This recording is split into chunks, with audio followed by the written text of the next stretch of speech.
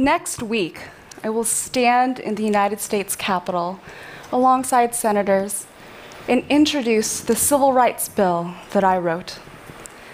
Did you know that you can write a bill and get it introduced in Congress? There are a lot of steps, and today I'll show you mine.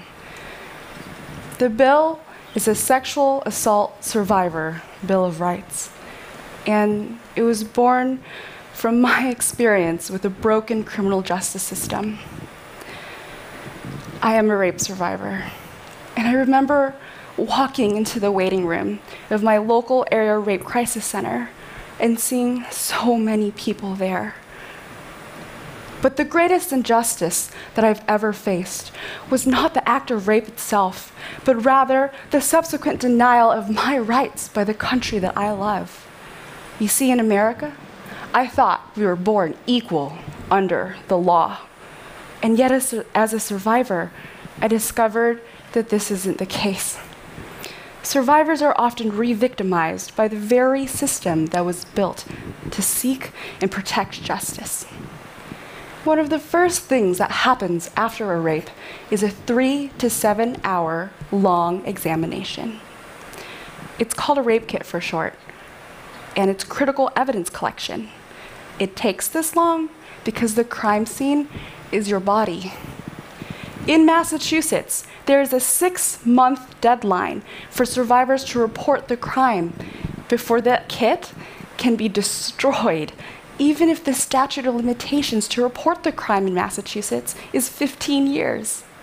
That means every 6 months, a survivor needs to fight to hold on to this evidence from the trash can. And in California, Colorado, Illinois, and Texas, they don't destroy kits. These huge irregularities means that justice depends on geography. And in building a legal argument for why I deserve to know where DNA samples taken from my body are, I found a patchwork of rights across America. Over 40 states have backlogs and untested kits.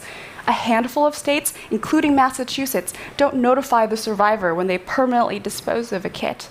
No state has comprehensive civil rights for survivors. Justice cannot depend on geography. My story is not mine alone. The CDC estimates that there are 25 to 30 million survivors in the United States. That's equivalent to the entire population of Texas. And these millions are navigating a legal labyrinth. It's through data-driven comparative analysis of state laws and policies, as well as meeting with these survivors, that I understood there is a huge but fixable problem. My vision is simple. Fix the patchwork of rights.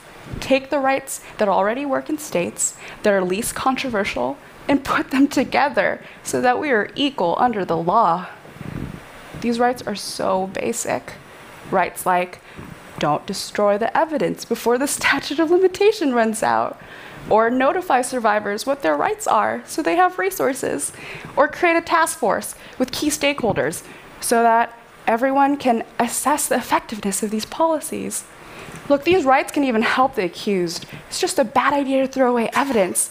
DNA evidence often exonerates the accused. These rights will result in the actual identification of real perpetrators. The testing of 2,000 of 11,000 untested rape kits in Detroit, Michigan, resulted in the identification of 100 serial rapists and 10 convicted rapists.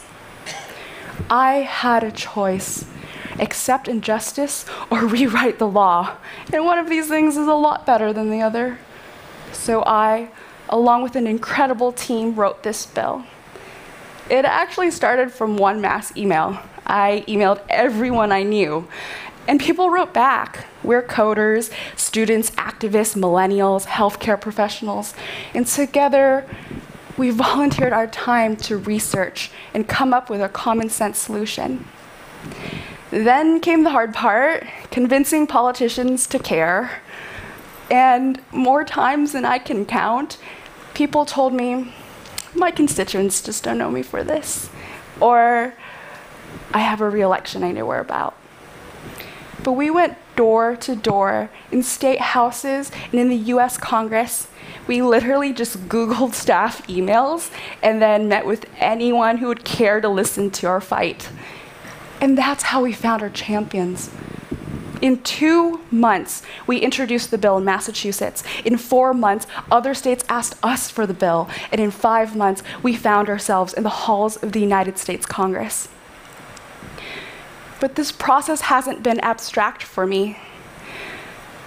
The very month my first federal legislation was introduced, I found out that against an extension put into place, my kit was removed wrongly from the forensic lab and almost destroyed. So if the process of change feels tiring and sucky, trust me, I feel you. But with this bill, we have a path forward. We have a real chance of making enormous change for millions of people. I want to leave you with 3 things today. The first is the issue, that you understand how broken the criminal justice system is for survivors. The second is the solution, that with this bill, we have a path forward. And the third is the realization that the voices of ordinary citizens can still change the world. To be honest with you, it's really scary for me to be on the stage right now and share with you something so personal. But I am doing it because I want you to see the value in these civil rights. And I'm hoping that you also see you have agency over what happens in your own states and in your own towns. You see, the most powerful tool that we have is our voice. And that is why I am using mine today to fight for these rights. And that is why I encourage you to fight for whatever it is you dream about. Because it is possible to change the nation and the world. All it takes is one voice. Thank you.